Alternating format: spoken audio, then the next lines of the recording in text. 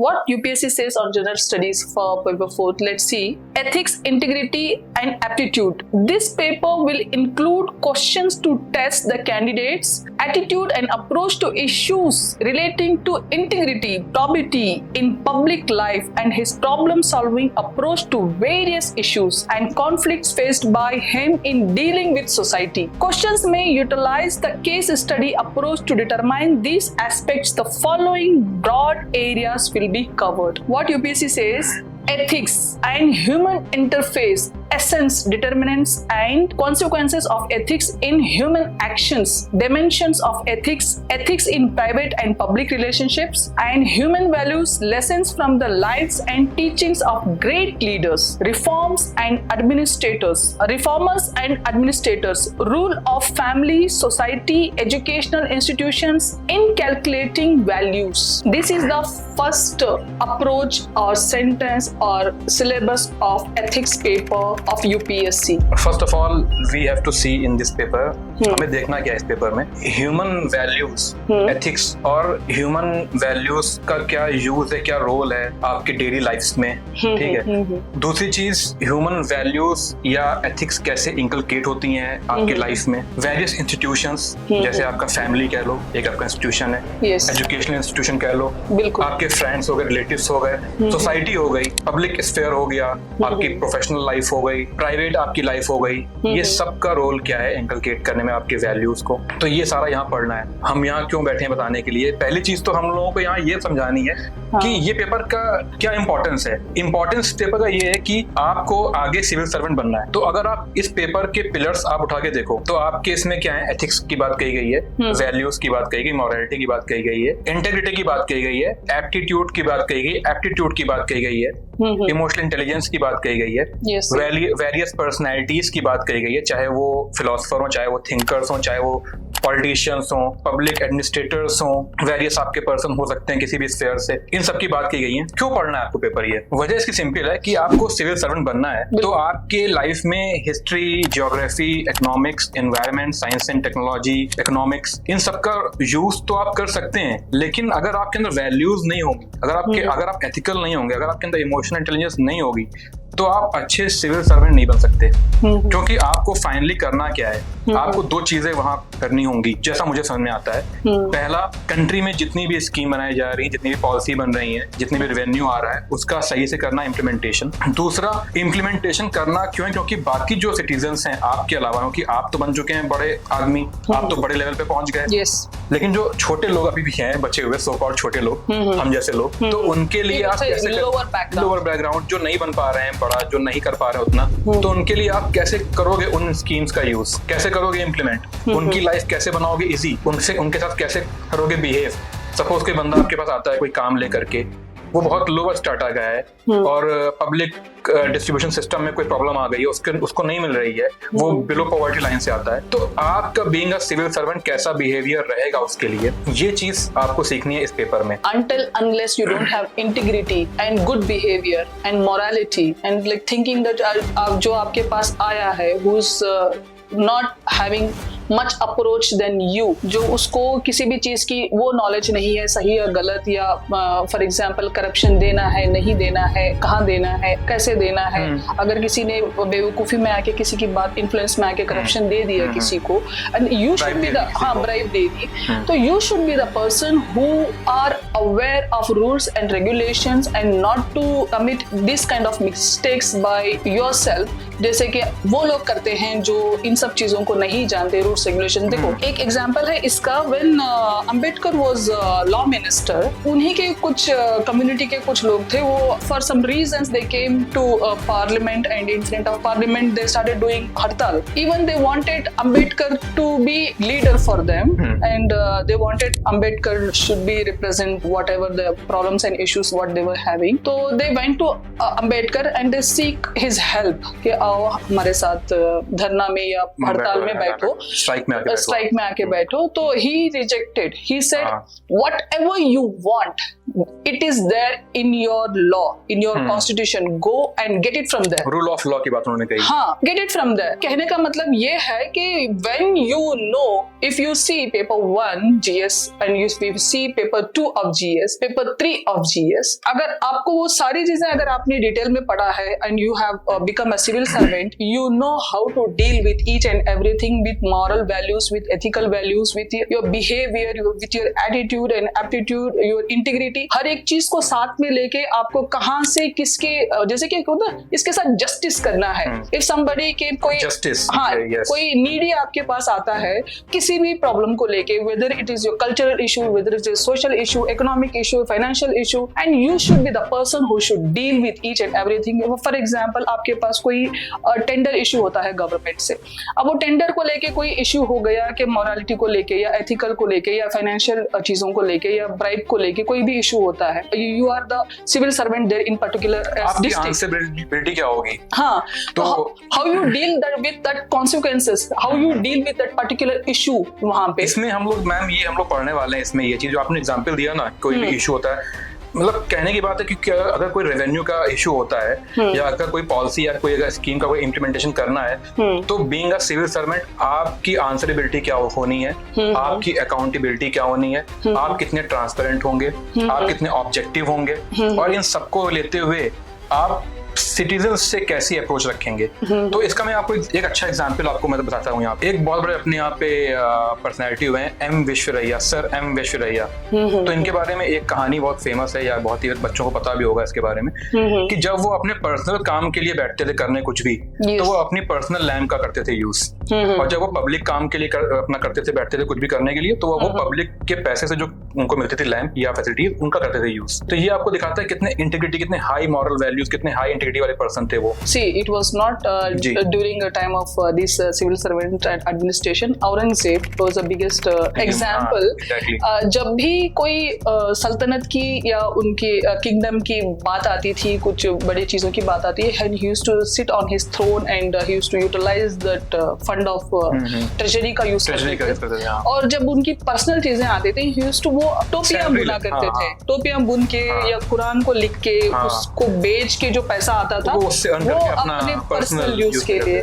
सी, ये उस लेवल का, मतलब हिंदुस्तान का बादशाह, उस लेवल के थॉट रखना, ये बहुत बड़ा। सी, मॉरल वैल्यूज की जब भी बात आती है, and he will always remain a Magna carta in moral values. तो हम लोग इसमें देख रहे थे एथिक्स एंड ह्यूमन इंटरफेस। तो आप बच्चों को ये देखना चाहिए कि इसमें एथिक्स में पढ़ना क्या है आपको, इस वाले पर्टिकुलर आपके जो पिलर है इसमें आपको एथिक्स पढ़ना है। स्पेशली व्हेन मॉरल वैल्यूज की बात आती है, रूल्स एंड regulations की, and standing on your words and following rules and regulations and supporting a lower background person, especially एक आर्टिकल 14 करके एक मूवी आई थी और उसमें एक केस हुआ था, and the same thing even recent we have witnessed, एक केस हुआ है बंगाल में। PhD स्कॉलर थी उसका, उसके बाद उसका हो गया। तो ऐसे जब केसेस आते हैं तो वहां पे ये आपका जो प्रिपरेशन है, आप paper 4 of GS, that will support you mentally, emotionally, and it will boost you to work on it. आपके मॉरल वैल्यूज को बूस्ट करेगा, आपकी पर्सनालिटी को एक कॉन्फिडेंस देगा कि इन सब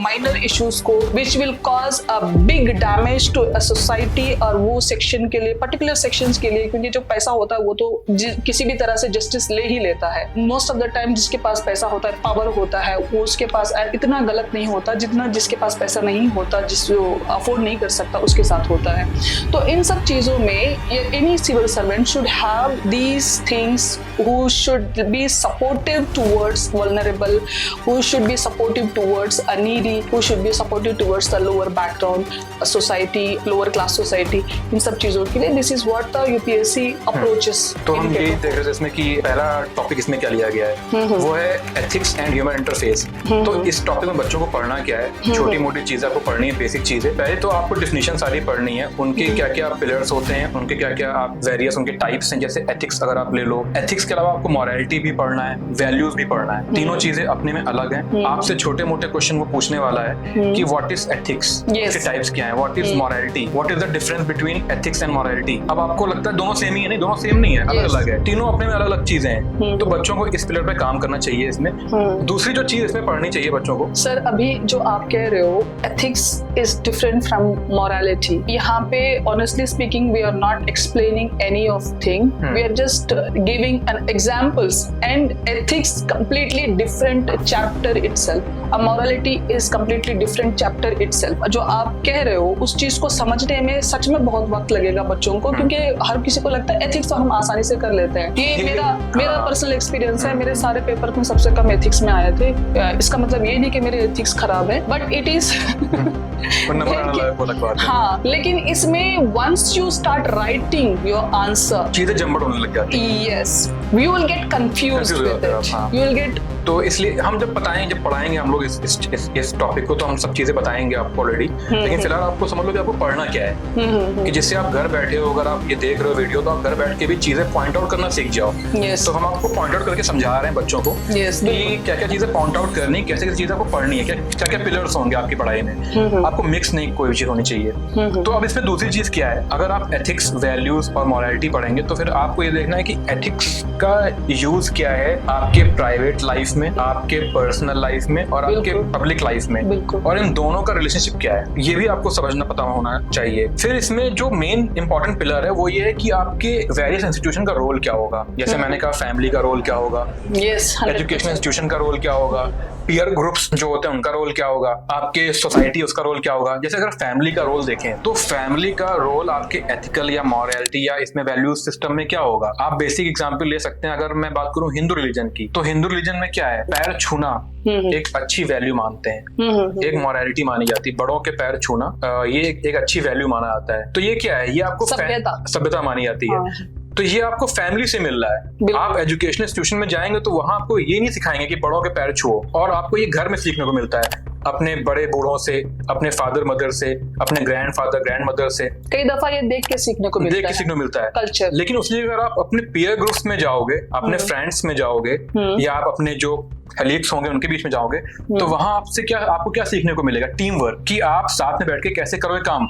आपको गुस्सा नहीं होना है, कोई कुछ भी बोल रहा है आप उसकी बात सुननी है, और फिर उसके कारण आपको अपना फैसला लेना है। और आप अगर 4 लोग एक टीम में हो तो आपको कैसे करना है काम। जैसे मैं आपको एग्जाम्पल दूं पीयर ग्रुप का, तो बच्चे छोटे पे कोई ना कोई स्पोर्ट्स एक्टिविटी लेते हैं, खेलते हैं। जैसे इंडिया में देखो तो क्रिकेट हो गया या फुटबॉल हो गया, अक्सर हम देखते हैं ग्राउंड में ऐसे मैचेस होते रहते हैं बच्चों के बीच में। और वहां बच्चों को क्या सीखने को मिलता है पीयर ग्रुप्स पे, पीयर ग्रुप्स में, कि कैसे टीम वर्क के साथ में कैसे हमें विनिंग होना है, कैसे विन होना है, कैसे हमें लाइफ में सक्सेस लेनी है। हाँ, लेकिन जब आप जाओगे एजुकेशन इंस्टीट्यूशन में तो वहां आपको इन दोनों से डिफरेंट, वहां के आपको क्या सिखाएंगे, वहां आपको सिखाएंगे लीडरशिप स्किल, वहां आपको सिखाएंगे इनोवेशन, आपको वहां सिखाएंगे रेस्पेक्ट टुवर्ड द टीचर्स, जो आपको फैमिली में सीखने को नहीं मिलेगा, तो आपको पीयर ग्रुप में सीखने को नहीं मिलेगा। लेकिन आपको जब आप जाओगे अपने स्कूल्स में तो आपको बताएंगे कि नहीं, टीचर्स भी एक इंपॉर्टेंट सेक्शन है लाइफ के, आपके समाज के, आपके उनकी करो रेस्पेक्ट।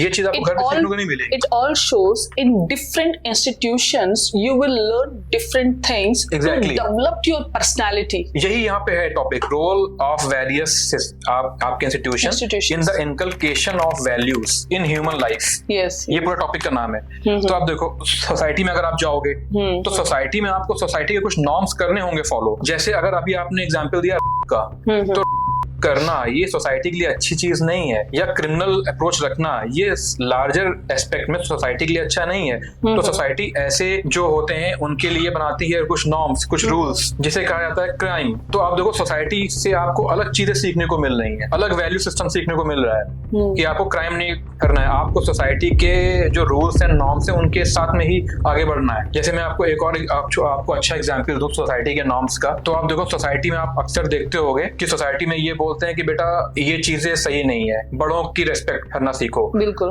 तो बड़ों की रिस्पेक्ट कहाँ, घर पे ही नहीं, ओवरऑल आप कहीं भी जाओगे, अगर आपको कोई लेडी मिलेगी, आप बस में चल रहे हो, आप बस में देखते हो कोई लेडी है, सपोज की प्रेग्नेंट लेडी है या कोई बच्चा है या कोई आपकी बूढ़ी लेडी है तो आप उसको अपनी सीट देते हो, क्यों? आपकी माता तो नहीं है, आपकी मदर तो नहीं है, आपकी ग्रैंड मदर तो नहीं है वो, लेकिन फिर भी आपने सीट दिया। ये सोसाइटी की रूल्स एंड नॉर्म्स हैं, ये आपको सोसाइटी से देखने को मिलता है, सीखने को मिलता है। आपका पहला इंस्टीट्यूशन होता है आपका घर, आपका फैमिली। हाँ, बच्चों को पहले हेलो बोलना सिखाते हैं, गुड मॉर्निंग, और पैर छूना, नमस्ते करना। जनरली किसी के घर में जाते हो, छोटा बच्चा होता है कि बेटा आओ नमस्ते करो, पैर छू, पूछो कैसे हो। तो जैसे मुस्लिम्स में आप जाएंगे तो आप कहेंगे भैया ये आपसे बड़े, इनको आदाब बोलिए, इनको ग्रीटिंग करिए। ग्रीटिंग्स करना, ग्रीटिंग्स करना आप कहाँ से सीखते हैं? फैमिली से सीखते हैं। कहीं पर ग्रीटिंग्स है पैर छूना, कहीं पर नमस्ते करना, कहीं पर वही ग्रीटिंग्स है आदाब के रूप में, इस तरह की ग्रीटिंग्स है। कहीं पे हैंडशेक एक ग्रीटिंग है।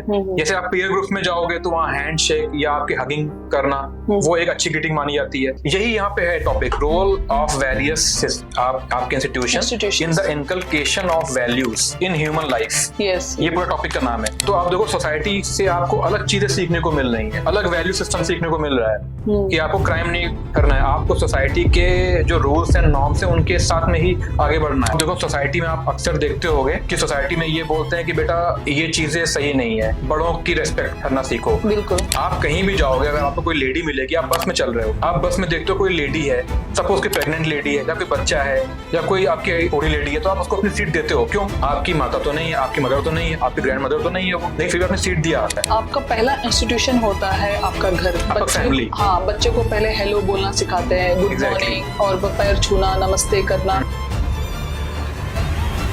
अलग अलग रिलीजन में अलग अलग ग्रीटिंग करने के वे हैं। कहीं पे नमस्ते करना ग्रीटिंग्स है, कहीं पे टचिंग द फीट्स, पैर छूना वो ग्रीटिंग है, कहीं पे आदाब करना ग्रीटिंग है, कहीं पे हैंडशेक करना ग्रीटिंग है, कहीं पे हगिंग करना।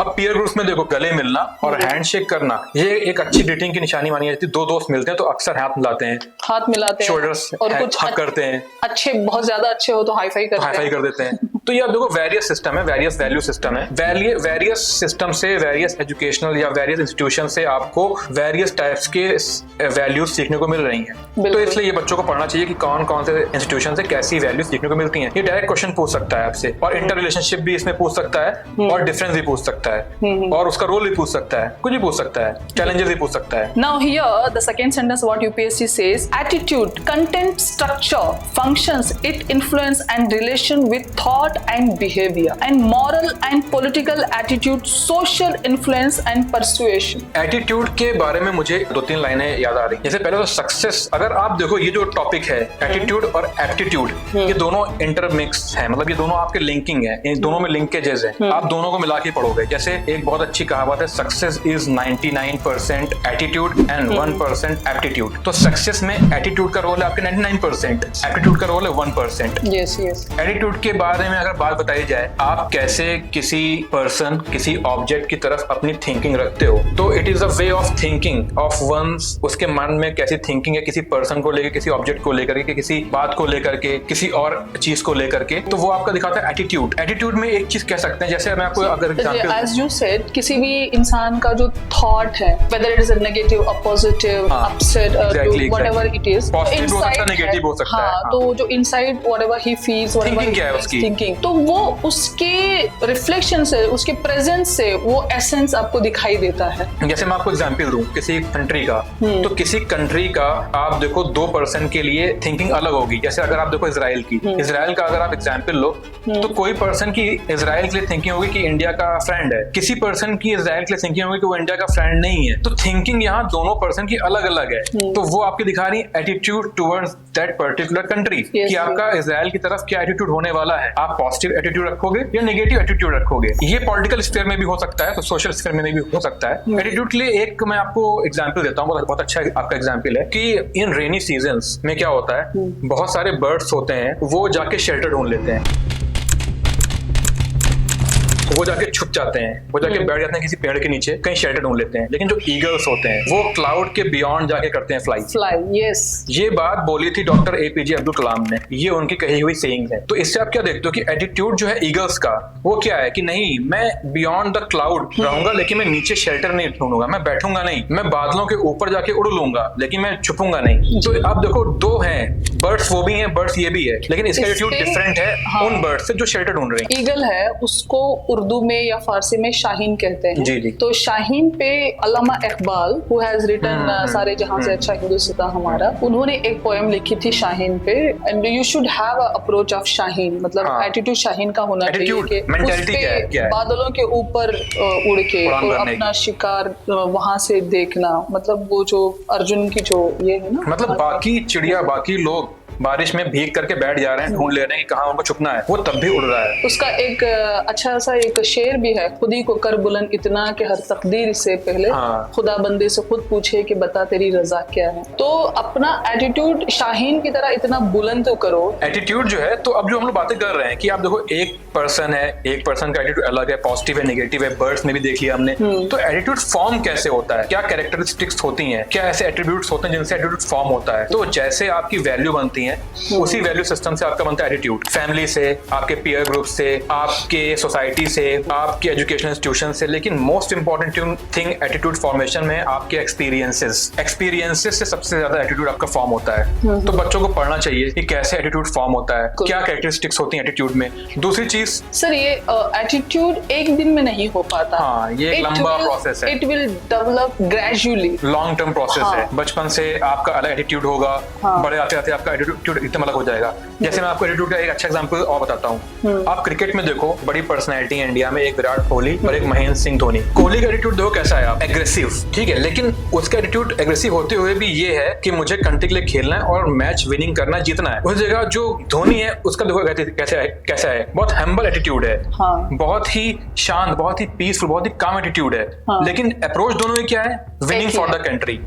एम दोनों का एक ही है, लेकिन एटीट्यूड में डिफरेंस है। तो आप देखो एटीट्यूड कैसे चेंज हो सकता है पर्सन टू पर्सन पे, और कैसे उनकी अप्रोच सेम है लेकिन एटीट्यूड डिफरेंट है। तो इसलिए एटीट्यूड के फॉर्मेशन के जो होते हैं कैरेक्टरिस्टिक्स, पिलर्स अलग अलग होते हैं। कुछ इसमें एक मॉडल आता है, जैसे हम कहते हैं कैब मॉडल या एबीसी मॉडल कहते हैं, अफेक्टिव, बिहेवियरल और कॉग्निटिव मॉडल। इन 3 पिलर्स से आपका एटीट्यूड फॉर्म होता है। ये बच्चे पढ़ना चाहिए बच्चों को। किसी भी बुक्स में आप जाएंगे तो आपको बुक्स में सब चीजें मिल जाएंगी, लेकिन ये पिलर्स आपको पढ़ने ही चाहिए। Whatever you're saying, जो आप भी हर एक चीज जो आप इतने डिटेल में जो बता रहे हो, अगर कोई भी ये वीडियो पोस्ट करके इस पे रिसर्च करके अच्छे से इसका नोट्स बना ले, then nobody can stop them। हाँ, आपको ये पिलर्स तो देखने ही पड़ेंगे, विद एग्जाम्पल्स आपको करने पड़ेंगे कोट, और एग्जाम्पल्स भी आपको क्या, अपने पर्सनल लाइफ से ज्यादा किसी बड़ी पर्सनैलिटी के पर्सनल लाइफ से एग्जाम्पल करो कोट। जैसे मैंने एपीजे अब्दुल कलाम जी का दिया एग्जाम्पल, आप किसी पब्लिक एडमिनिस्ट्रेटर का एग्जाम्पल ले सकते हो कि उसका एटीट्यूड क्या है। आप किसी क्रिकेटर का आप वहाँ पे एग्जाम्पल, आप ओलंपिक्स हो रहे हैं, आप वहाँ देख सकते हो आप कैसे अप्रोच है वहाँ डिफरेंट ओलंपियंस की। तो ये चीज है। फिर फंक्शन क्या हो सकते हैं, आपको ये पढ़ना चाहिए कि what are the functions of attitudes. अब इसमें जो चीजें क्वेश्चन पूछता है वो क्या है, इन्फ्लुएंस क्या होता है एटीट्यूड का आपके बिहेवियर पे, डिफरेंस क्या हो सकता है एटीट्यूड और बिहेवियर में, ठीक है, डिफरेंस क्या हो सकता है ओपिनियन और एटीट्यूड में, डिफरेंस क्या हो सकता है बिलीफ और एटीट्यूड में, डिफरेंस क्या हो सकता है वैल्यूज और एटीट्यूड में। जैसे मैं आपको एग्जाम्पल देता हूँ, मैंने यहाँ बात की इन्फ्लुएंस कैसे करता है एटीट्यूड बिहेवियर को, डिफरेंस क्या हो सकता है एटीट्यूड और बिहेवियर में। तो आप एटीट्यूड और बिहेवियर में एक सिंपल सी थिंकिंग, एक simple see line of thought यही है, एटीट्यूड आपकी थिंकिंग है, वो आपकी थिंकिंग बना रहा है पर्टिकुलर ऑब्जेक्ट, पर्टिकुलर पर्सन के लिए, पर्टिकुलर थिंग के लिए। बिहेवियर क्या है, वो आपका एक्शन दिखाता है। जैसे मैंने आपका बोला, इजराइल का मैंने एग्जांपल लिया, किसी का एटीट्यूड पॉजिटिव है, किसी का एटीट्यूड उसके लिए नेगेटिव है। किसी से अगर मैं आपको और अच्छे से एग्जांपल दूं, तो इसमें हमें ये भी पढ़ना है कि पॉलिटिकल एटीट्यूड क्या होता है, सोशल एटीट्यूड क्या होता है। तो अगर हम किसी से अगर हम एग्जाम्पल लें किसी कंट्री का, तो अगर आप इंडिया का देखो एटीट्यूड आपका इजराइल के लिए क्या है, तो वो पॉजिटिव एटीट्यूड है, और वो आपके इंडिया के एक्शन में शो होता है। जब एक्शन में आपका पॉजिटिव, जब आपका एटीट्यूड शो होने लगता है, तो वो होता है बिहेवियर आपका। जैसे इंडिया का एटीट्यूड आपका इजराइल के लिए वो पॉजिटिव है, कोई उसने गलत एक्शन नहीं लिया इजराइल के लिए, आपकी आर्मी नहीं भेजी वहां पे उसके अगेंस्ट, कोई ऐसा यूएन में कोई ऐसी पॉलिसी नहीं ली या कोई इनिशिएटिव नहीं लिया उसके अगेंस्ट। तो आप देखो एक्शन shows your attitude, यानी your behavior shows your attitude। Attitude को लेके in national level country how behaved, India how behaved in international platform after independence। एक किताब है Bipin Chandra post independence। post independence में foreign policy, I think that chapter foreign policy and the first prime minister of India Jawaharlal Nehru and his attitude towards different countries after second world war, non-aligned movement आ गया। non-alignment moment, and after Second World War there was a Cold War, and so many parties have been emerged, different groups have been emerged. उन groups को लेके, and he said I won't come with you people, non-aligned रहेंगे. He kept himself away from everyone. Again he was with everyone. The clarity was it was very clear in Jawaharlal Nehru's words कि I need everybody, I have to trade with everybody, I need everyone's support. Just right now I got independent, I need to have everyone's help, I need to take everyone's help, I need to take everyone's support. मुझे सबकी जरूरत है in trade, in commerce, in each and everybody. जो वो situation जो थी sir second world war के बाद, कोल्ड वॉर शुरू हो चुका था और डिफरेंट ग्रुप्स हो रहे थे हर इस पे. At that time see ethics and integrity attitude, whatever paper 4th asked, you don't have any syllabus anywhere. You have to pick up the things from where you can word by pick word up the things where you can get some understanding of what exactly UPSC asking. So I think this will be the best chapter, at least वो foreign India's foreign policy, Bipin Chandra, क्या वो जो chapter के 3-4 pages है ना, that you should read it with the thought of paper 4. आप देखो India ने पंचशील एग्रीमेंट साइन किया था चाइना के साथ. तो इंडिया का जो एटीट्यूड था वो पॉजिटिव था, उसका बिहेवियर भी पॉजिटिव था, लेकिन चाइना का एटीट्यूड नेगेटिव था और उसके वो बिहेवियर में शो हुआ. 1961 की वॉर हुई जो आपकी इंडो चाइना वॉर, क्यों हुई? क्योंकि इंडिया का एटीट्यूड तो पॉजिटिव था, तो उसका बिहेवियर भी पॉजिटिव था. पंचशील एग्रीमेंट साइन किया गया चाइना से कि कोई वॉर नहीं होगी, पीस रहेगी, अप्रोच अच्छी रहेगी. लेकिन चाइना ने क्या किया? नेगेटिव अप्रोच रखी, नेगेटिव एटीट्यूड शो किया और फिर वो उसका बिहेवियर में शो हुआ कि उसने वॉर करी. तो आप ये देखो, your attitude form your behaviour, positive attitude form positive behaviour, negative attitude form negative behaviour. तो ये आपको पढ़ना है बच्चों को. फिर इसमें एक है, अब आपके डिफरेंट टाइप के एटीट्यूड हो सकते हैं. मॉरल एटीट्यूड हो सकता है, सोशल एटीट्यूड हो सकता है, पॉलिटिकल एटीट्यूड हो सकता है, ब्यूरोक्रेटिक एटीट्यूड हो सकता है. जैसे अगर आपको एग्जाम्पल दूं ब्यूरोक्रेटिक एटीट्यूड का, तो ब्यूरोक्रेटिक एटीट्यूड किसी पर्सन का ब्यूरोक्रेसी के लिए पॉजिटिव एटीट्यूड हो सकता है. वो ये कह सकते हैं कि ये एक strong steel frame of India है, एक स्टील फ्रेम है इंडिया के लिए, इंडिया की पॉलिसी मेकिंग के लिए, पॉलिसी इंप्लीमेंटेशन के लिए. लेकिन कुछ लोग कह सकते हैं कि ब्यूरोक्रेसी एक स्टील फ्रेम नहीं है, मतलब उनकी नेगेटिव अप्रोच हो सकती है, उनका एटीट्यूड नेगेटिव हो सकता है ब्यूरोक्रेसी के लिए. जैसे मैं आपको एग्जाम्पल दूं, पूजा खेड़कर, अगर आप पूजा खेड़कर का अगर आपको तो बोला जा रहा है रीस्टार्ट करो, पर कोई और फिनिश लाइन तक पहुंच गया है, वो भी चीटिंग के साथ. मिलिए पूजा खेड़कर से. क्या यूपीएससी के एग्जामिनेशंस बिल्कुल ट्रांसपेरेंट है? क्या आईएएस में भर्ती एकदम फूल प्रूफ रही है या यहां भी सिस्टम को मैनिपुलेट करने की कोशिश की गई है? ये सवाल और भी तेज हो गए हैं इनकी वजह से. मिलिए पूजा खेड़कर से. एक ऐसी गवर्नमेंट सर्विस ऑफिसर जिसके परिवार के पास 110 एकड़ का एग्रीकल्चरल लैंड है, 6 दुकान, 7 फ्लैट्स, जिसमें से एक तो मुंबई के पॉश हीरानंदानी जैसे लग्जूरियस सोसाइटी में है, 900 ग्राम गोल्ड, 17 लाख की वॉच, 4 कार्स इंक्लूडिंग BMW और ऑडी, 2 प्राइवेट लिमिटेड कंपनियां, एक ऑटोमोबाइल फर्म में पार्टनरशिप और 17 करोड़ के अदर एसेट्स. बेसिकली इस पूरे खेड़कर फैमिली का टोटल नेटवर्थ 100 करोड़ प्लस है. लेकिन इसी लड़की को यूपीएससी में एडमिशन मिलता है ओबीसी कैटेगरी में, जहां उसने अपनी इनकम को 0 बताया. एग्जाम्पल लें तो अगर आप देखो कि पूजा खेड़कर के अगर आप एग्जाम्पल से देखो तो वहां पे क्या हुआ है, वहां पे लोगों का एटीट्यूड ब्यूरोक्रेसी के तरफ नेगेटिव हो गया है. बिल्कुल. अभी तक वो केस पेंडिंग है, चल रहा है, कोर्ट में चल रहा है, केस हो रहा है, अभी तक प्रॉपर नहीं. लेकिन जो यूपीएससी है उसने भी एक्शन ले लिया है कि उनको रिजाइन के लिए बोला है और उनको हटा दिया है. लेकिन आप देखो लोगों का एटीट्यूड कैसा हो गया है, नेगेटिव एटीट्यूड हो गया है toward the bureaucracy. Bureaucratic attitude क्या मतलब होता है, पॉलिटिकल एटीट्यूड क्या हो सकता है. इस तरह के कुछ इंसिडेंट्स होते हैं जहां पे पूरा सिस्टम की तरफ नेगेटिविटी फैल जाती है. If system has a proper approach of your attitude and behaviour, it gradually it will be turn into positive. Exactly. तो वही है, तो पॉलिटिकल पार्टीज हैं, पॉलिटिकल सिस्टम है या पॉलिटिक्स है, उसके लिए भी किसी का अप्रोच, किसी का एटीट्यूड पॉजिटिव हो सकता है, किसी का नेगेटिव हो सकता है. जैसे अपने इंडिया में वेरियस पार्टीज हैं, नेशनल लेवल पे 7 पार्टीज हैं, तो किसी का एटीट्यूड बीजेपी के लिए पॉजिटिव हो सकता है, किसी का नेगेटिव हो सकता है. वो उसके पॉलिटिकल स्ट्रक्चर से, पॉलिसी मेकिंग से, इन सब से हो सकता है.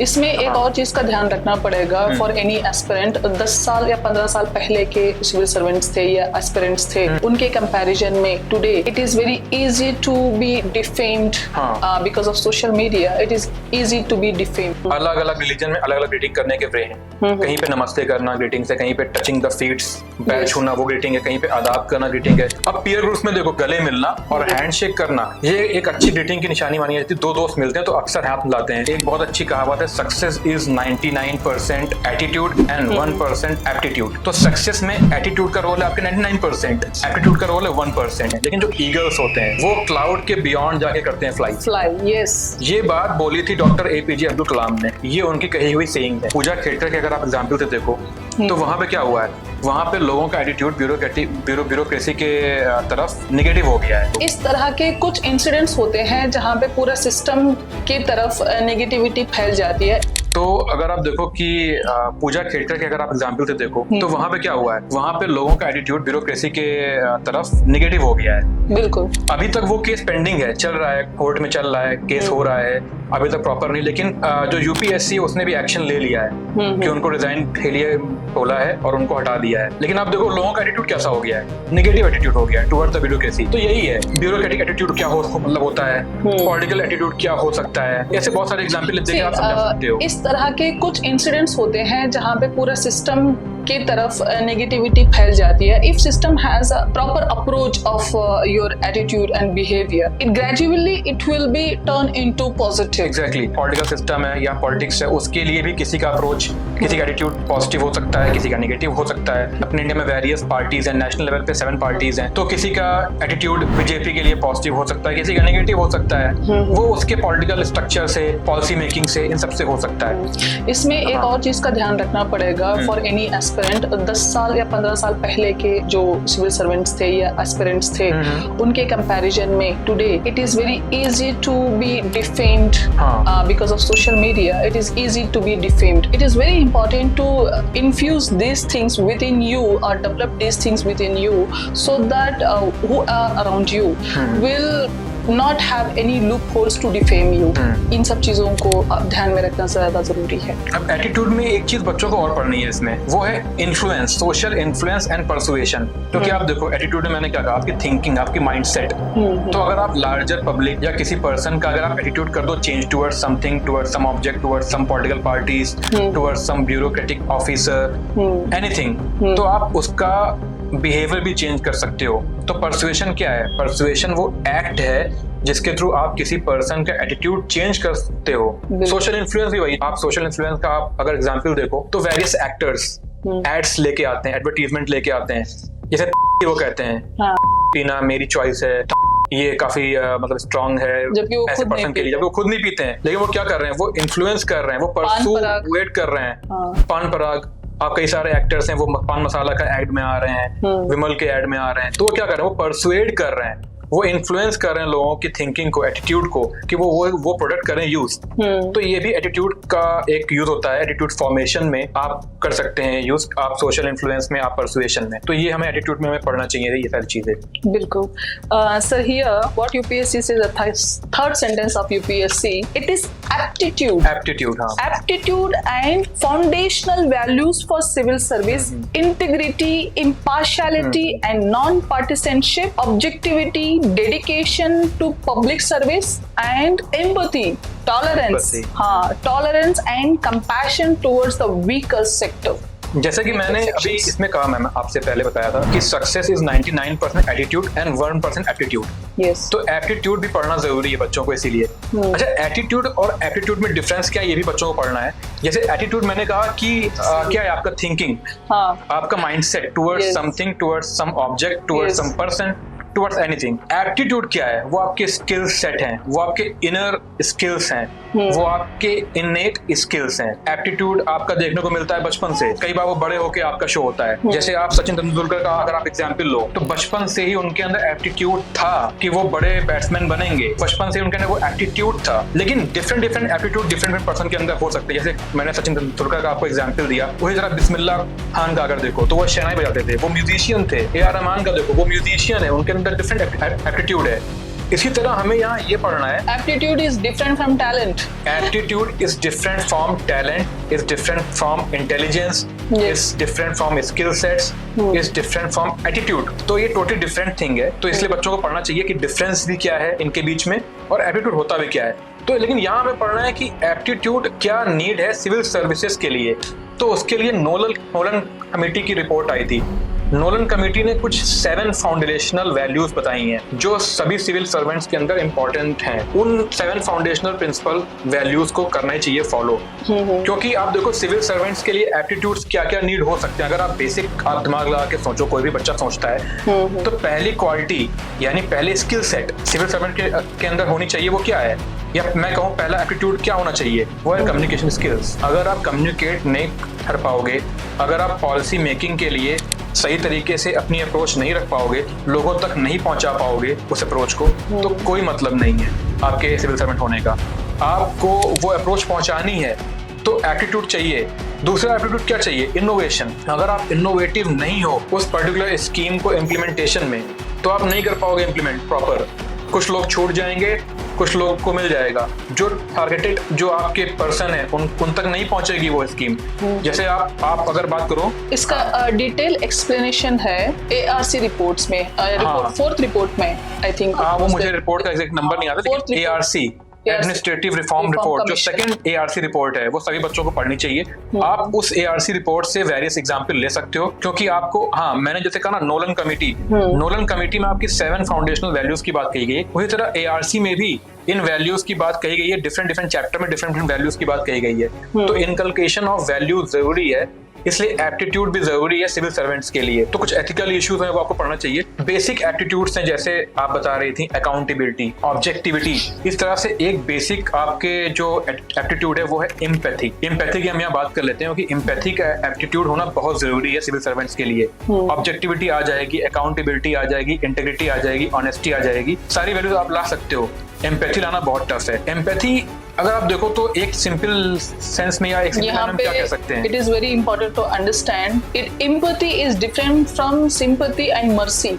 हाँ, एम्पैथी जो है वो सिंपैथी, अपैथी, कंपैशन, मर्सी, उसके अलावा डिफरेंट है। एम्पैथी में क्या है, एम्पैथी में आपके जो इमोशंस हैं वो आप अपने इमोशन को तो समझ ही रहे हो, लेकिन सामने वाले बंदे के अंदर कैसे इमोशंस है आप उसको भी समझते हो, और समझने के बाद प्रॉपर एक्शन लेते हो। अगर आप एक्शन नहीं लेते हो प्रॉपर किसी के इमोशन समझ करके, तो एम्पैथी का वहाँ कोई रोल नहीं है। इसलिए एम्पैथी बहुत जरूरी है सिविल सर्वेंट्स के अंदर। और अगर आप देखो एम्पैथी की बात करो तो एम्पैथी ऐसी वैल्यू है जो आपके वेरियस स्कीम के इम्प्लीमेंटेशन में काम आती है। ऑब्जेक्टिविटी, आप किन लोगों को प्रॉपर स्कीम का यूज मिलना चाहिए कैसे करोगे फाइंड आउट, वो एम्पैथी से आता है। तो इसलिए एम्पैथी बहुत जरूरी है। और 7 फाउंडेशनल वैल्यूज भी आपको पढ़ना चाहिए। जैसे अगर मैं यहाँ बात करूँ 7 फाउंडेशनल वैल्यूज, तो आप 2 वैल्यूज तो आपको पता होनी चाहिए, ऑनेस्टी और आपकी एक है इंटीग्रिटी। अब ऑनेस्टी अगर आप देखो तो सिंगल वर्ड में अगर डिफाइन करें तो वो है ट्रूथफुलनेस, सच्चाई। yes. जैसे अगर मैं आपको कहूँ कि एक पर्सन है, उसने ब्राइब ली, कोई ऑफिसर है, अब उससे वो पकड़ गया, उसके ऊपर कमेटी बैठी, जांच होने लगी, इन्वेस्टिगेशन में उससे पूछा गया कि आपने ब्राइब लिया था। उसके सीनियर्स पूछे उससे, तो कहेगा हाँ सर मैंने ब्राइब ली थी, लेकिन मेरे से गलती हो गई, अगली बार से नहीं करूंगा, मुझे जो पनिशमेंट देना दे दो, मैंने ब्राइब ली। तो ये सच्चाई बोलना, सच्चाई की राह पे चलना, ट्रूथफुलनेस, ये है ऑनेस्टी। गलती की या माना, सच बोलना। लेकिन इंटीग्रिटी क्या है, ये बियॉन्ड दी ऑनेस्टी है। ये आपके, अगर आप वैल्यू की लैडर्स में देखोगे तो उसमें और ज्यादा हाई लेवल पे ये वैल्यू आती है इंटीग्रिटी। इंटीग्रिटी क्या है, वो ऑनेस्ट तो होना ही होना है, लेकिन किसी भी कंडीशन में आपको एक्शन ऐसे लेना है जो जरूरी है। अगर ब्राइब नहीं लेनी है तो ब्राइब नहीं लेनी। आपको इतना आइडिया होना चाहिए कि क्या आपके लिए जरूरी है वैल्यू, क्या जरूरी नहीं है। अगर आप बोलते हो कि मैं सच बोलूंगा, तो सच बोलना ही काफी नहीं है। अगर आपको पता है कि इस एक्शन से नुकसान पहुंचेगा तो वो एक्शन लेना भी जरूरी है। इसलिए integrity is all about taking actions, truthfulness plus action, ये आप करें। तो इसलिए आपको ये सब चीजें पढ़नी चाहिए। ये 7 फाउंडेशनल वैल्यूज हैं, बच्चे पढ़ सकते हैं इसको। When it is integrating, you should be integrated at any cost. हाँ, at any cost, at any circumstances.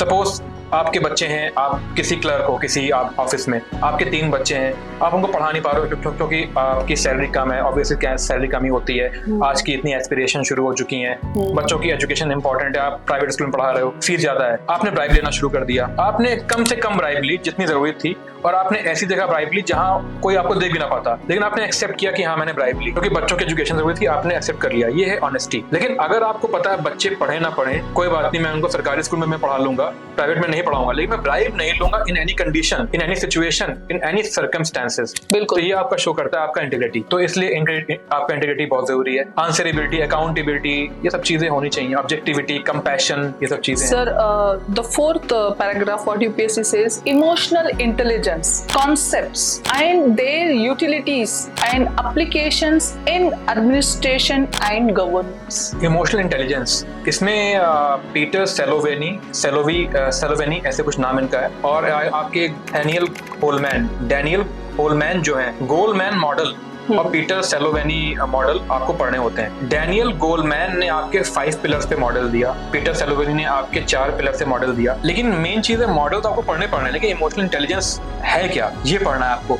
Emotional intelligence, आप उसमें आपके एम्पैथी का बहुत रोल है, बहुत बड़ा रोल है।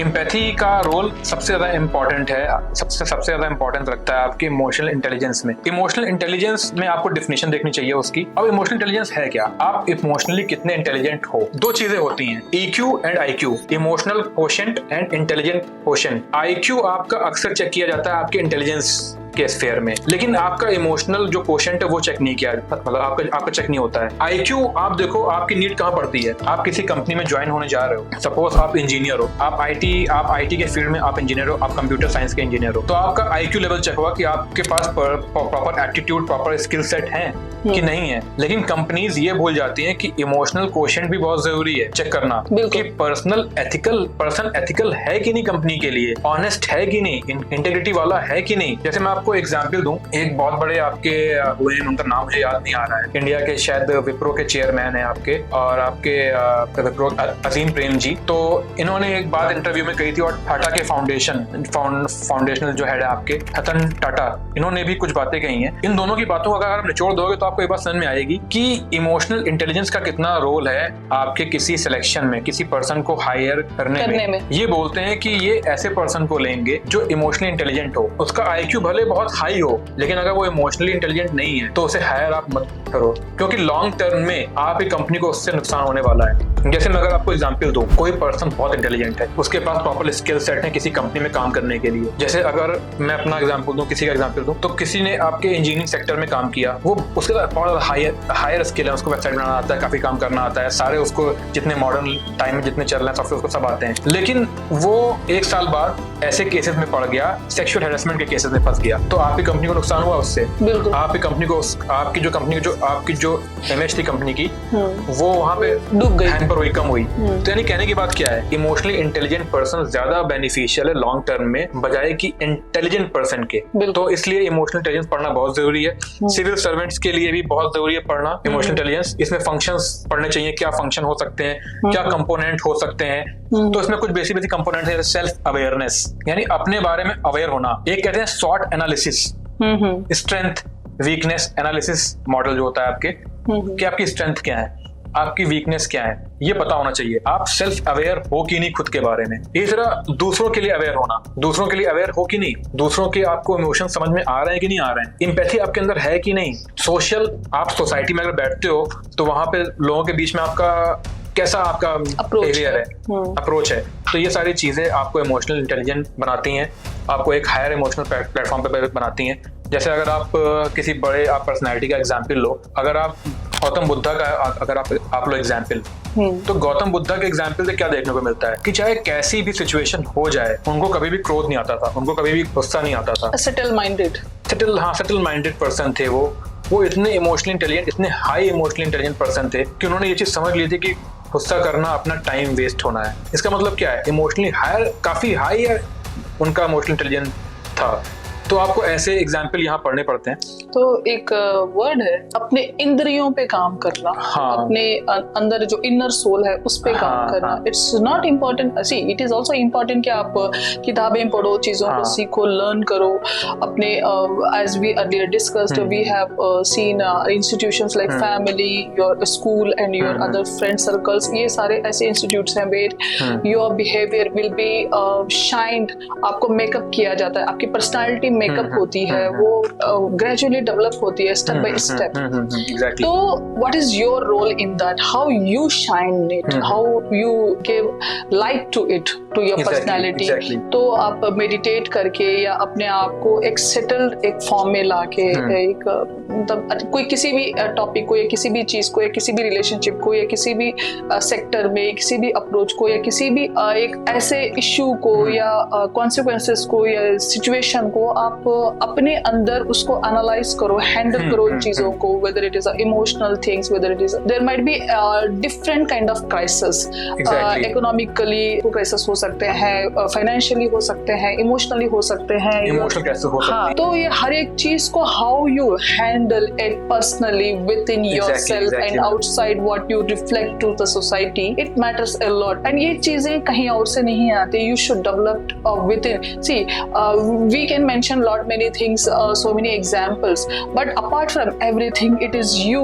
who is going to develop within yourself, to yourself, or whatever personality will be reflect to the society. It is going to be you who is ultimately going to deal with the society. तो ये जो आप बता रहे हैं ना example में, इसमें आपने कहा कैसे डील करना है, क्राइसिस से कैसे डील करना है। इमोशनली इंटेलिजेंट पर्सन जो होगा वो सारी क्राइसिस से डील अच्छे से कर लेगा, उसकी जगह जो इमोशनली इंटेलिजेंट पर्सन नहीं होगा वो डील नहीं कर पाएगा। जैसे मैं आपको एग्जांपल देता हूँ, इस चैप्टर में हमें पढ़ना भी है ये क्राइसिस ऑफ कॉन्शियंस। आपको जो कंसाइंस होती है, आपको जो कॉन्शियंस होती है, जिसे कहते हैं अंतरात्मा, कभी कभी उसकी क्राइसिस हो जाती है कि सही गलत क्या है, कैसे सही फैसला लूं मैं, कैसे इस चीज के लिए रॉन्ग और राइट करूं डिफाइन, ब्राइब लेना सही है नहीं है, बच्चे परेशान हैं, पढ़ नहीं पा रहे हैं, माँ बाप बीमार हैं, पढ़ नहीं पा रहे हैं, बेबी की नीड्स हैं, फैमिली की नीड्स हैं, क्राइसिस ऑफ कॉन्शियंस। इस क्राइसिस को डील करने के लिए वही पर्सन डील करता है जो इमोशनली इंटेलिजेंट होगा। तो ये भी इसका एक फंक्शन है इमोशनली आपका इंटेलिजेंस पर्सन होने का। In layman's language you can say दिमाग में ताकत होनी चाहिए। हाँ, मैंने अभी हम लोग कुछ देर पहले बात करी थी फाउंडेशनल वैल्यूज की। तो फाउंडेशनल वैल्यूज में कुछ वैल्यूज होती हैं इम्पार्शियलिटी, नॉन पार्टिसनशिप। इम्पार्शियलिटी और नॉन पार्टिसनशिप क्या है? आपको पार्शियल नहीं होना है, आपको किसी पर्सन, किसी पर्टिकुलर फिलॉसफी, किसी पर्टिकुलर आपका कास्ट, कोई आपका क्रीड हो गया, कोई आपका सोसाइटी में कोई आपका फैक्टर हो गया, आपका हिंदू हो मुस्लिम हो, आपको किसी की तरफ टिल्ट नहीं होना है, आपको पार्शियल नहीं होना है। नॉन पार्टिसनशिप अगर देखो, किसी पॉलिटिकल पार्टी की तरफ आपको टिल्ट नहीं होना है, आपको you can say unbiased, unpartial Exactly. towards any particular Exactly. community or Exactly. caste, creed, a section.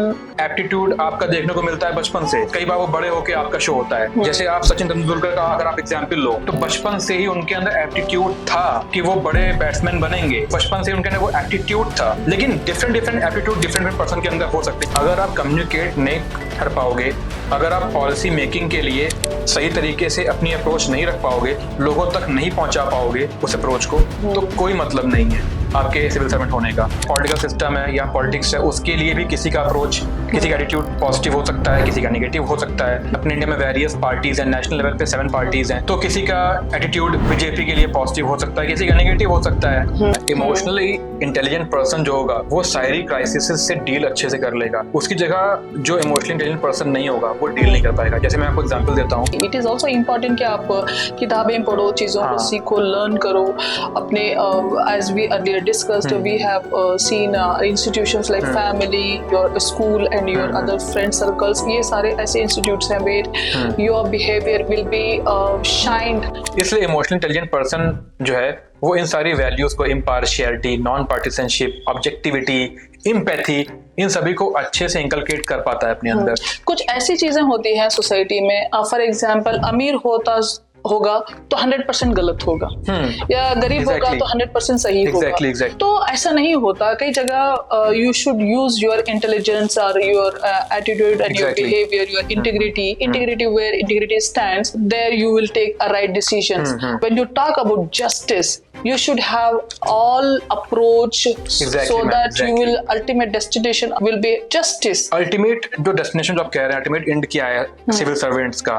Society में लोगों का अच्छा हो, providing a justice, people upliftment of the people, welfare of the people। तो ये तभी कर सकते हो जब आप फाउंडेशनल वैल्यूज आपकी स्ट्रांग होंगी, आप इमोशनल इंटेलिजेंट हायर आप उसके होगे लेवल के, आपके अंदर हाई एम्पैथी होगी, इंटेग्रिटी आपके अंदर हाई होगी, तभी आप कर सकते हो ये सारी चीजें। तो ये सब यहाँ पढ़ना है आप। Sir, here what UPSC says in 5th sentence of its syllabus of paper 4, contributions of moral thinkers and philosophers from India and the world। इसमें आप देखो, आप एग्जैक्टली इसमें लिख दिया है यूपीएससी ने सिलेबस में अपने, contribution of moral thinkers of India and the world, and he never mentioned any of। हाँ, लेकिन कौन? तो आप देखो, आप बेसिक्स आपको पढ़नी है। जैसे अगर वर्ड पे देखो आप, तो कुछ आप आपके वेस्टर्न फिलोसफर्स हैं, वेस्टर्न थिंकर्स हैं, जैसे सोक्रेटिस, हाँ। Plato, Aristotle, Immanuel Kant, Bentham, Mill, Thomas Hobbes, John Locke, Rousseau, John Rawls, ये कुछ आपके बेसिक थिंकर्स हैं जो आपको पढ़ने चाहिए।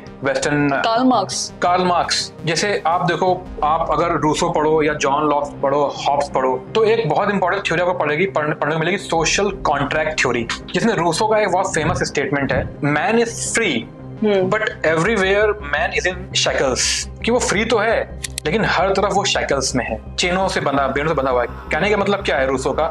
बहुत सारा इसके मतलब निकल सकते हैं। जैसे एक मतलब ये भी निकल सकता है इज फ्री एंड इंडिपेंडेंट, हाँ, बट यहाँ से बंधा हुआ है, अभी भी बंधा हुआ है। बहुत सारी प्रॉब्लम्स हैं लाइफ में, क्राइसिस ऑफ कॉन्शियंस है, क्राइसिस ऑफ एम्पैथी है, बहुत सारी प्रॉब्लम्स हैं लाइफ में, इमोशनल इंटेलिजेंस की प्रॉब्लम है। तो ये देखो, सोशल कॉन्ट्रैक्ट थ्योरी ये पढ़ने को मिलती है, तो आपको ये वहां पे यूज आएगी आपके एग्जाम में। यूटिलिटेरियनिज्म जो आपका एक है, यूटिलिटी क्या है? Benefit of the maximum people, maximum benefit of the maximum people. इसमें ये चीज है, बेनिफिट होना मैक्सिमम नंबर ऑफ पीपल का, यानी कि कहने की बात क्या है, स्टेट जो है, स्टेट का धर्म क्या है? लार्जर नंबर ऑफ पीपल का करना बेनिफिट, अपलिफ्ट करना, उनके लिए वेलफेयर करना। इसी जगह आप देखो, अगर आप इंडियन फिलोसफर में देखो तो महात्मा गांधी जी की एक फिलोसफी आती है सर्वोदयवाद। सर्वोदयवाद में वो इस फिलोसफी यानी यूटिलिटेरियनिज्म से हट के वो कहते हैं सर्वोदयवाद, यानी अपलिफ्टमेंट ऑफ ऑल। वो ये नहीं कह रहे हैं maximum benefit of the maximum people, वो कह रहे हैं सभी का बेनिफिट करो भाई।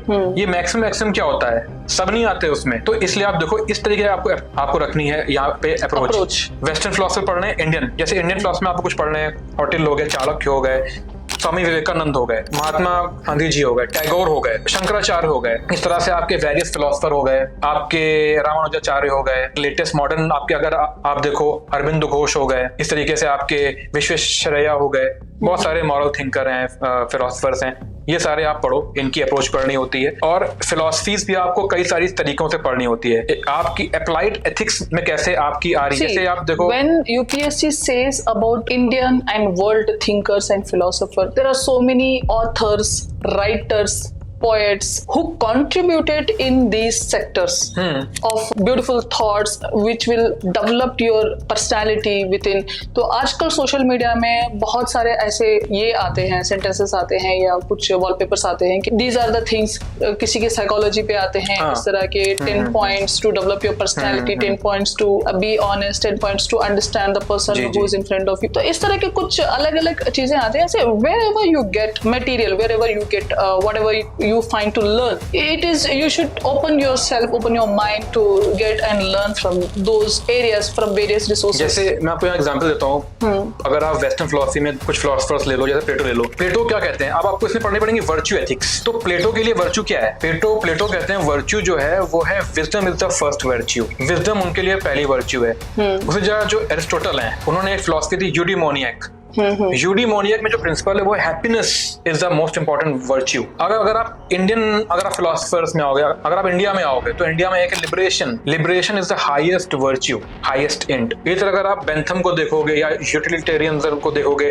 वो क्या बोलते हैं? वो कहते हैं कि happiness, benefit of the maximum number of people, ये आपकी वर्च्यू है। See, when UPSC didn't mention of any name, it should be aspirant's job कि वो कहाँ से किस थिंकर को लाके कहाँ से क्या। For example, when you talk about China, you have Mao. When you talk about Europe, you have Karl Marx. See, if you read Das Kapital, you understand the Marxism and how capitalists were working. Bourgeois and proletariat. तो हाँ, slavery कैसे थी? slavery कैसे थी? तो how his thoughts developed him to work on that particular sector, though he was ये भी philosophy पढ़ रही है बच्चों को यहाँ पे। issues। तो आपकी कम्युनिज्म, आपके सोशलिज्म, एरिस्टोटल, political thinker, उनकी जो life, see how they became a big thinker, Vivekananda, see his background है, Basveshwaraya, see his background। तो when you talk about any thinkers, philosophy or their thoughts to the society, the contributors, उनका अगर background देखा जाए, उनकी जो personal life देखी जाए, that entire thought is nothing but what they have gone through in their personal life। एक thought के लिए उन्होंने अपनी पूरी जिंदगी दी।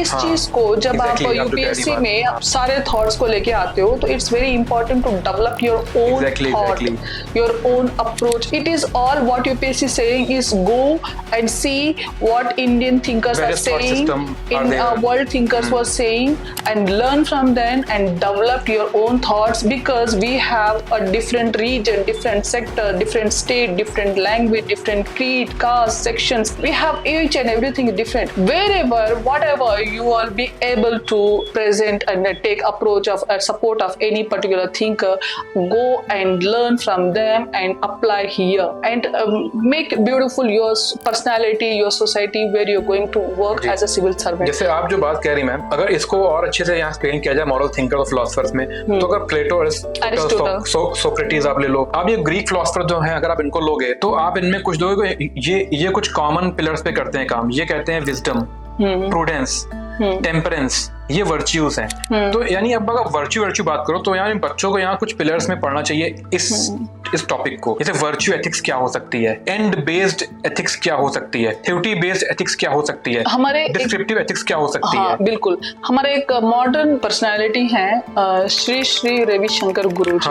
ही आल्सो सेज गुस्सा मत करना, एंग्री मत होना. When you sit and watch him for a while, I am not supporting anybody here, but कोई अच्छी चीज कहीं से मिलती है तो उसको सीखने में क्या जाता है. तो यही मैं कह रहा था, इस टॉपिक को आप 4-5 पिलर में पढ़ो. वर्च्यू एथिक्स क्या हो सकती है, एंड बेस्ड एथिक्स क्या हो सकती है, ड्यूटी बेस्ड एथिक्स क्या हो सकती है, बिल्कुल, डिस्क्रिप्टिव एथिक्स क्या हो सकती हैं, अप्लाइड एथिक्स क्या हो सकती हैं. जैसे अप्लाइड एथिक्स में आप ले लो एनवायरनमेंट बेस्ड आपके जो एथिक्स हैं, इंटरनेशनल एथिक्स, क्राइम हो रहा है, वॉर क्राइम्स हो रहे हैं, तो आपकी ये अप्लाइड एथिक्स के आपके एग्जांपल हैं. बायो एथिक्स, ये सारे आपके अप्लाइड एथिक्स के आपके एग्जांपल हैं. बिजनेस एथिक्स आप कर लो. अब अगर आप बिजनेस एथिक्स देखो तो इसको अगर मैं एग्जांपल में समझाऊं, अगर आप ऑनेस्टी और इंटेग्रिटी को यहाँ पे लाओगे तो आप देखो कैसे लेके आओगे. कोविड-19 हुआ, कोविड-19 में कोविड वैक्सीन बनाई गई. कोविड वैक्सीन में ये बात सबको पता थी, सारी मेडिकल इंस्टीट्यूशन को जो बना रहे थे मेडिसिन, कि ये 60 और 70% ही छुटाई काम करेगी. तो जब आपको पता है तो आपको बोलना चाहिए. और जबकि वो लोग एक्सेप्ट कर रहे थे, तो एक्सेप्ट करना क्या है, वो उनकी ऑनेस्टी है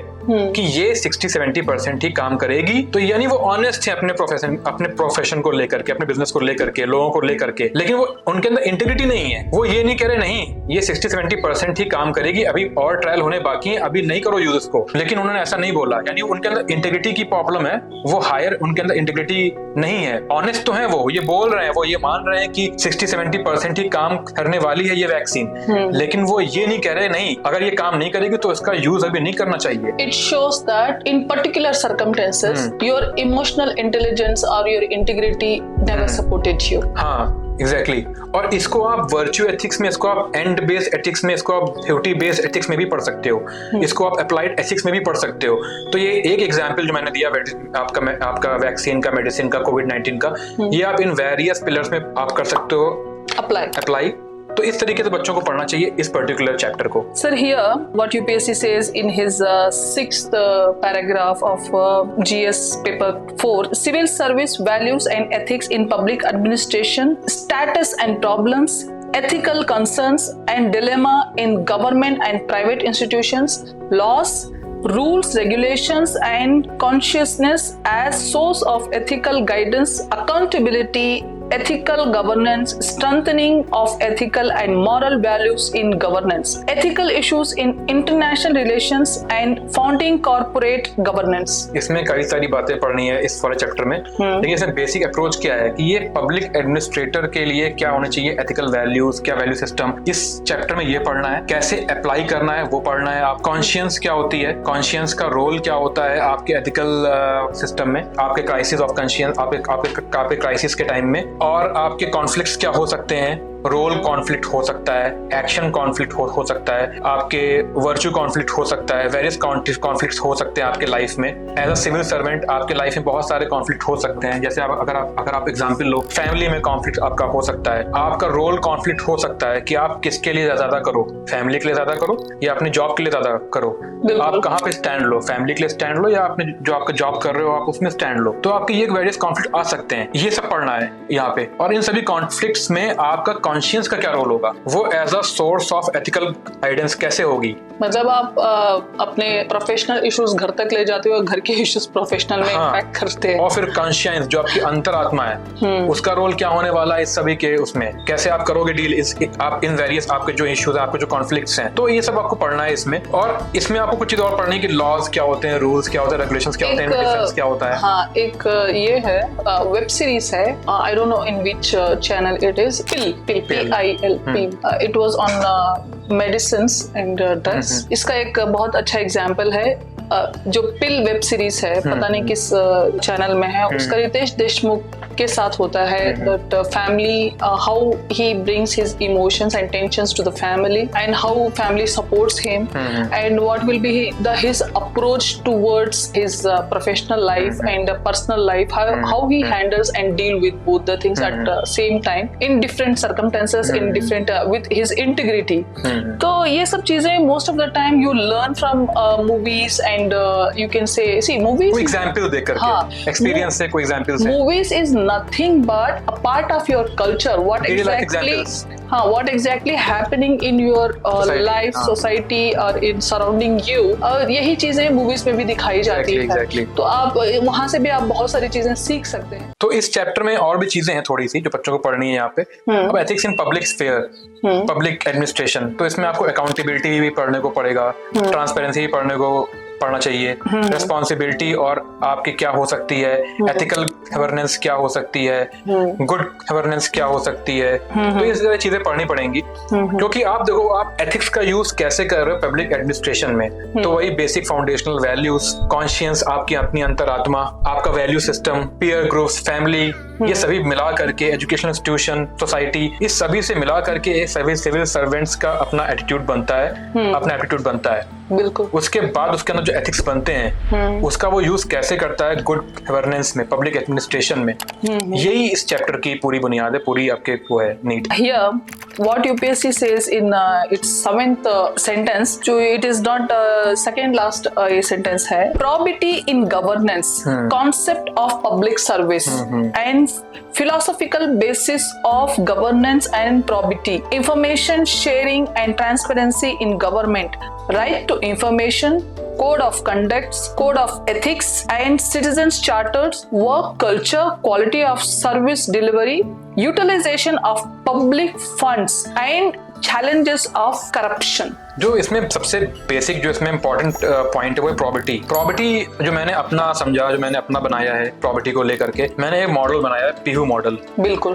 पीहू मॉडल में मैं क्या बोलता हूँ कि property is equals to integrity, honesty and uprightness. अगर ये तीन क्वालिटी हैं तो उसे कहते हैं प्रॉपर्टी। अब प्रॉपर्टी क्या है सर? ये जो पीहू मॉडल आपने बताया, it is really wonderful if people understand it, क्योंकि इसका यूएसपी आपके पास है। तो अब ये एग्जैक्टली है क्या, मैं बोलना क्या चाह रहा हूँ। Use of your integrity, use of your honesty, use of your uprightness, या use of these three values which is called as property in public administration, in governance. Government में या गवर्नेंस में या पब्लिक एडमिनिस्ट्रेशन में कोई person या कोई officer या कोई एडमिनिस्ट्रेटर कितना इंटेग्रिटी शो करता है, ये आपका शो होता है प्रॉपर्टी से। प्रॉपर्टी अगर आप लैडर ऑफ वैल्यूज में देखो तो सबसे नीचे आपका आता है ऑनेस्टी, फिर आपका इंटेग्रिटी, फिर आपका प्रॉपर्टी सबसे हायर स्केल पे आता है।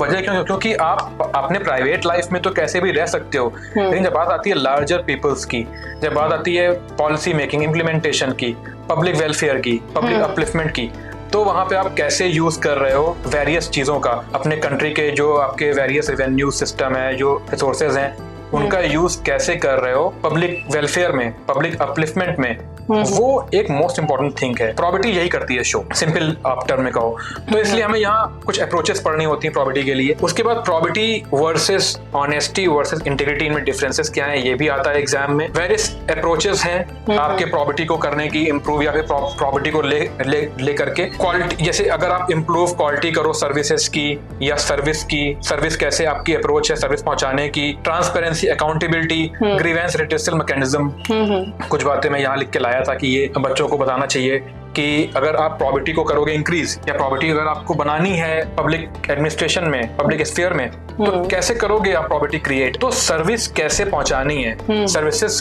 की कैसे आप कैसे पहुंचाओगे सर्विस, वेरियस सर्विसेज जो आपकी एडमिनिस्ट्रेशन की हैं पीपल्स तक, पहला पिलर तो वो है।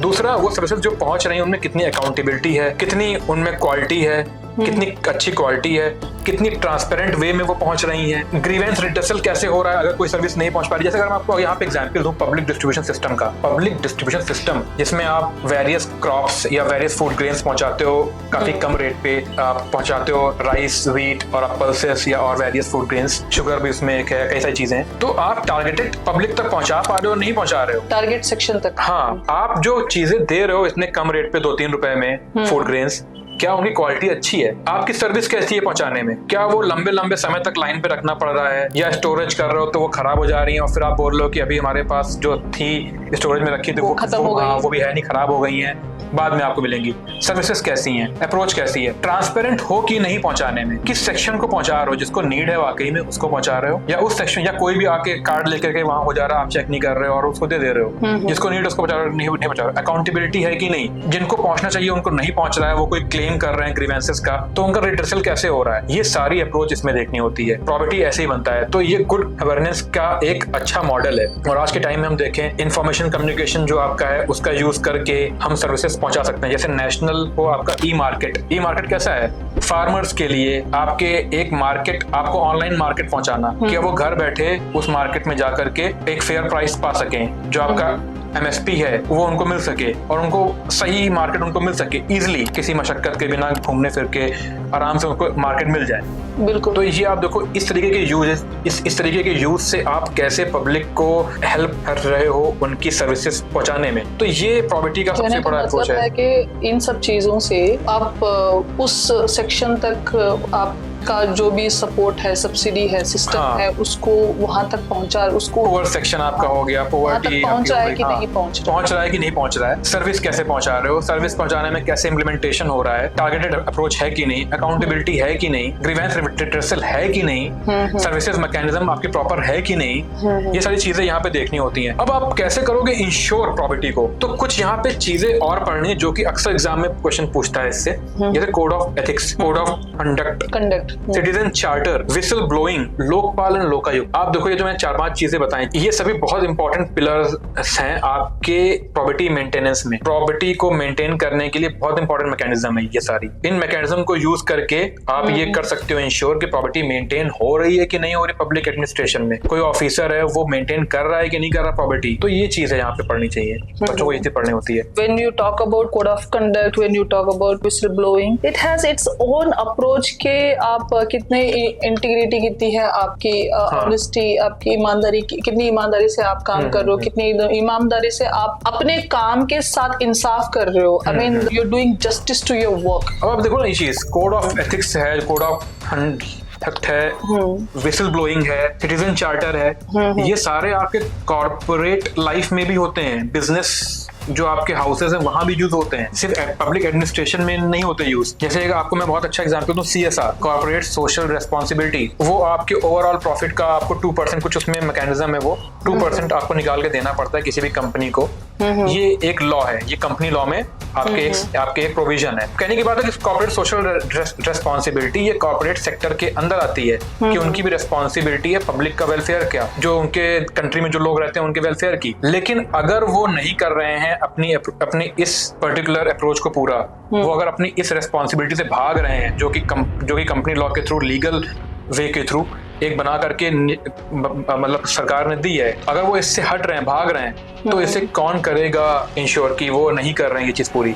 इसीलिए इसके लिए विसल ब्लोअर, आप देखो विसल ब्लोअर लॉ है, विसल ब्लोअर एक्ट है कि इंश्योर करा जाए कि प्रॉपर्टी इंश्योर हो रही है कि नहीं हो रही है। Government have so many supportive system for whistle blower. उनकी जॉब की गारंटी होती है, उनकी सेफ्टी की गारंटी होती है, उनकी प्राइवेसी मेंटेन करो। आप बताओ नहीं कि कौन है, तो इस टाइप की चीजें आपको पढ़नी चाहिए, ये आपके सिलेबस में है। See, in this, the last line of UPSC syllabus is case studies on above issues. तो इन सब चीजों पे, for example code of conduct, elections आते हैं, कोड ऑफ कंडक्ट, हाँ इलेक्शंस आते हैं, उससे पहले there is something called happen in your administrative system, code of conduct. उसमें ये होता है कि आप किसी को भी अपनी मर्जी से अपने हिसाब से ट्रांसफर नहीं कर सकते। मोस्ट ऑफ द टाइम क्या होता है, जो रूलिंग पार्टी होती है, अपोजिशन पार्टी, जो जिसको लगता है कि we can be in power and जिसको लगता है कि we can't be in power, तो most of the time what they do is before elections बहुत सारे लोगों के ट्रांसफर्स होते हैं गवर्नमेंट सेक्टर्स में। तो केस स्टडीज जो हमारा लास्ट टॉपिक है,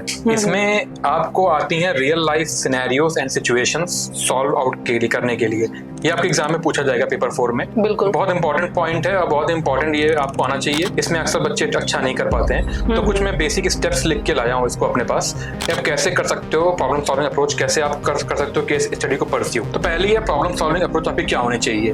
बिल्कुल वो आप हमेशा रखो मिडिल अप्रोच करो फॉलो, कोई भी एक्सट्रीम अप्रोच मत करो आप फॉलो। मैं आपको बताऊंगा कैसे होती मिडिल अप्रोच, लेकिन फिलहाल आप ध्यान रखो मिडिल अप्रोच पे आपको केस स्टडीज करनी है सॉल्व। फिर आप दूसरा जो पॉइंट है इसमें स्टेप है, आप वेरियस स्टेक होल्डर्स और उनकी नीड को निकालो, कैसी हैं उनकी नीड्स क्या है वो करो find out various stakeholders and their needs. तीसरा है स्टेप है जो find out various ethical issues in your problem in your case study. फिर है pay attention to the various ethical principles.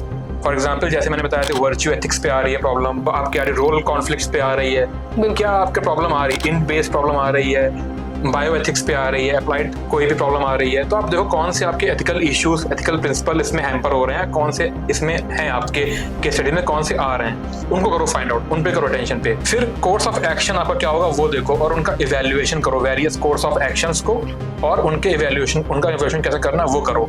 तो ये आपका अगला स्टेप हो गया। फिर की lessons from different administrators life या फ्रॉम डिफरेंट आपके वेरियस आपके जो पॉलिटिशियंस हो गए, फिलोसोफर हो गए, थिंकर्स हो गए, उनके की लेसन्स पे देखो, ध्यान दो और करो, कोट करो वहाँ पे। इनिशिएटिव्स ध्यान रखो कि सरकार कैसे कैसे इनिशिएटिव लेके आ रही है पब्लिक एडमिनिस्ट्रेशन में, गवर्नेंस में। जैसे कि मैंने आपको एग्जांपल दिया पीडीएस सिस्टम का। तो अगर मान लो कोई केस स्टडीज आती है ऐसी सिचुएशन पे जहाँ पे आपको कोई सर्विस की प्रॉब्लम आ रही है, फूड ग्रेन्स की प्रॉब्लम आ रही है, तो आप उसमें आप कोट कर सकते हो पीडीएस सिस्टम का, कि उसमें स्टेक होल्डर्स कौन होंगे, एथिकल इश्यूज क्या हो सकते हैं, गवर्नमेंट क्या अप्रोच लेके आ रही है, तो ये आप कर सकते हो। फिर आप सॉल्यूशन निकालो, वेरियस सॉल्यूशंस और सुटेबल ऑप्शंस करो फाइंड आउट। फिर उन वेरियस सुटेबल ऑप्शन में से आप एक की सॉल्यूशन निकाल करके आप उस पे आगे बढ़ो। ये आपके वेरियस स्टेप्स होंगे कैसे आप करोगे। फिर कुछ रियल लाइफ सिनेरियोस, कुछ रियल लाइफ एग्जांपल्स आप करो कोट। जैसे अगर मैं पीडीएस की बात करूं, मैं पीडीएस ही ले रहा हूँ क्योंकि अभी मैंने वही दिया एग्जांपल। तो अब देखो कई बार वेरियस कंट्रीज में अर्थक्वेक आ जाता है, तो अर्थक्वेक में आप कैसे करोगे अपने पीडीएस सिस्टम का यूज उनकी हेल्प में। जैसे सपोज आपका नेपाल में आ गया अर्थक्वेक, तो आपके पास फूड ग्रेन सरप्लस है जो आप अपने पीडीएस सिस्टम में लेके आ रहे हो, तो उसमें से कुछ पार्ट निकाल करके नेपाल भेज सकते हो, या भूटान जहां भी प्रॉब्लम आ रही है अर्थक्वेक वाली, आप लैंडस्लाइड आ गया वहां भेज सकते हो, ह्यूमैनिटेरियन असिस्टेंस कर सकते हो। तो अब इस टाइप के आप वेरियस स्टेप्स हैं उनको देखो। कहने की बात क्या है, जो केस स्टडीज हैं वो रियल लाइफ सिचुएशंस हैं, सिनेरियोज हैं। आप अगर मिडिल पाथ रखोगे अप्रोच, आप कोई भी एक्सट्रीम अप्रोच नहीं रखोगे, तो आप उसके सॉल्यूशंस अच्छे से कर लोगे फाइंड आउट। अदरवाइज आपको सॉल्यूशन फाइंड आउट करने में प्रॉब्लम होगी। जैसे एग्जाम्पल अगर आप ले लो, कहीं दो ग्रुप में राइट्स हो गए हिंदू मुस्लिम को लेके, और अगर प्रिसाइज बोला जाए मणिपुर में हुआ था, मणिपुर में एथनिक क्लैशेस हो गए, तो अब civil service servants public administrators का क्या काम होगा कि वो बायस ना, ठीक है, वो बिना अनबायस हुए according to political leaders they should not move. मैंने एक और दो टर्म लिए थे, इम्पार्शियलिटी और नॉन पार्टिसनशिप, क्योंकि ये एथिकल प्रिंसिपल हैं जो वहां पे आएंगे सामने आपके, कि कोई पॉलिटिकल पार्टी कह रही होगी नहीं मेरे लोग हैं इनको मत करो, इनको मत, इनके साथ ऐसा हो बिहेवियर, आप एज अ सिविल सर्वेंट अब वहां कैसे फैसले लोगे। तो आपको बिना बायस हुए, बिना पार्शियल हुए, बिना किसी पॉलिटिकल पार्टी के साथ इन्फ्लुएंस हुए, आपको अपनी अप्रोच बिल्कुल निष्पक्ष रखनी है, बिल्कुल एकदम रिजिड आपको रखनी है, वो है न्यूट्रल रखनी है, वो है public welfare, public upliftment, in public interest, public security. तो आपको इस पे ध्यान रख के आपको उस केस स्टडीज को करना है सॉल्व। राइट्स वाला एग्जाम्पल हो गया। अब मान लो कोई एग्जाम्पल आपका आ गया स्ट्राइक के ऊपर आ गया, कि वेरियस पर्सन बैठे हैं स्ट्राइक के, जैसे आपका फार्मर आपका मूवमेंट हुआ था अभी कुछ साल पहले, कोविड वैक्सीन वाला प्रॉब्लम आई, कोविड में कैसे पीपल्स को करेंगे आप इधर से उधर, आप कैसे उनका ट्रांसपोर्ट करेंगे वेरियस फूड आइटम्स को, तो ये सारे आपको आएंगी आपको कैसे कोऑर्डिनेशन होगा, कैसे कोऑर्डिनेशन होगा, ये सारी आपको केस स्टडीज पूछी जाएंगी। तो अब इसमें मिडिल अप्रोच रखो, मिडिल पाथवे पे आप चलो। बुद्धा ने कहा कि मिडिल पाथवे ही सबसे बेस्ट होता है, तो आप मिडिल पाथवे को ही लेके चलो। आप किसी भी पार्टी से आप हैंडशेक मत करो, आप किसी भी पार्टी की तरफ ले डाउन मत हो, पार्शियल मत हो, बायस मत हो, बिल्कुल न्यूट्रल हो करके। Neutrality is the key. You should obey orders of your political leader, but again at the same time you should behave as a representative of your जैसे कि MLA है, वो अपनी political ideology या political thinking की तरफ बहुत ज्यादा झुकाव होता है उसका, लेकिन जो administrator है वो always he will follow the constitution, law, rules, regulations and like upbringing of a particular regional community, whatever it is। ये आपका जो inner soul जो है वो आपकी जो पब्लिक आप सराउंडेड रहते हो, जिसको आप रिप्रेजेंट कर रहे हो, जिसको आप एडमिनिस्ट्रेट करते हो, उसकी तरफ बहुत ज्यादा आपका सोल कनेक्टेड होना चाहिए, so that you will be a good human and you will be a good administrator and also you will balance the relationship between administration and political leaders and again your people, regional people. Case studies को solve करने में कुछ basic principle आप ध्यान में रख सकते हैं बच्चे, जैसे कि कॉन्स्टिट्यूशनलिज्म।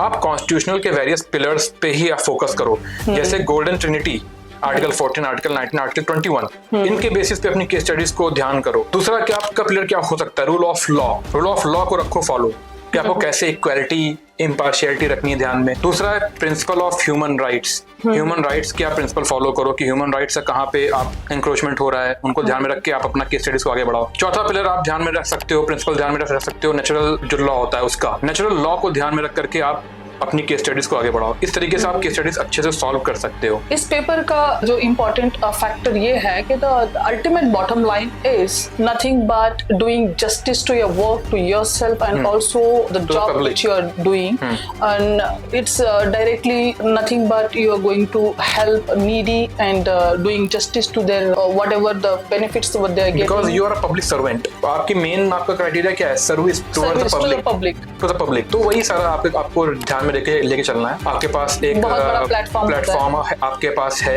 एक डॉक्यूमेंट है कॉन्स्टिट्यूशन। कॉन्स्टिट्यूशन के अगर आप वेरियस प्रिंसिपल ध्यान में रख के चलोगे तो आप केस स्टडीज अच्छे से सॉल्व कर लोगे एनी हाउ।